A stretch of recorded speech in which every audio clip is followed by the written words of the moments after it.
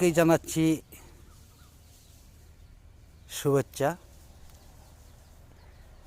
YouTube এবং ফেসবুকের page থেকে। আসলে আমি এই আম গাছ থেকে শুরু করেছিলাম ভিডিওটা।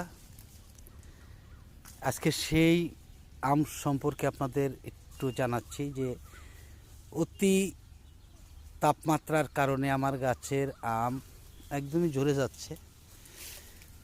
রমজান মাস ছিল, আসলে সঠিকভাবে কীটনাশক এবং ছত্রাকনাশক ছিটাতে পারিনি, এই জন্যই কিন্তু দেখা যাচ্ছে যে আমগুলা পড়ে যাচ্ছে, ঝরে যাচ্ছে। যাই হোক, সবই আল্লাহ পাকের ইচ্ছা। আমি দেখেন এই আমগুলা কিন্তু একদমই গাছে পাকে এভাবেই, এই যেভাবে দেখতে পাচ্ছেন যে এই যে পড়ে আছে আমগুলা কালার হয়ে, ঠিক এই কালার হয়েই কিন্তু গাছে আমগুলা পাকে। দেখেন এই যে প্রত্যেক গাছটা, আবার বলতে পারেন যে হয়তো অনেকেই বলতে পারেন যে হয়তো এক জায়গায় জড়া করে হয়তো আমগুলা পরে ভিডিও করেছে। আসলে এরকম সন্দেহ আমার জন্য রাখবেন না আপনারা, কারণ আমি সত্য যা তাই আসলে তুলে ধরি যে কোনো ভিডিও বা যে কোনো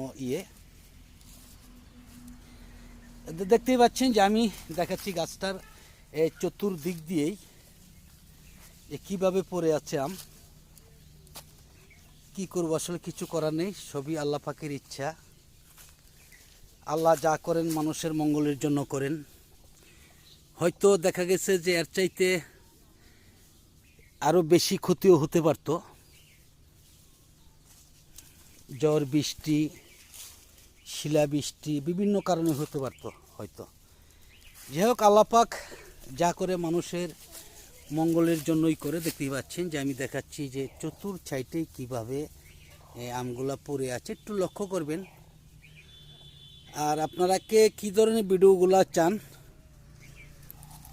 কমেন্ট বক্সে জানাবেন। আমি কিন্তু সেই ধরনের ভিডিওগুলাই দেখাবার জন্য আপনাদের জন্য চেষ্টা করব ইনশাআল্লাহ। কারণ যেহেতু রমজান চলে গেছে, ঈদ চলে গেছে,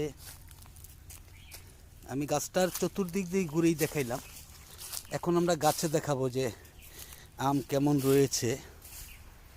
দেখেন আমগুলো অনেক কম, ঝরে গেছে, এখনও অনেক আম ঝরবে। এই যে যেমন হলুদ হয়েছে এই আমগুলা, এই ঝরে গেল, এইভাবেই ঝরে যাবে আমগুলা। হয়তো যদি আরও আগে দিতে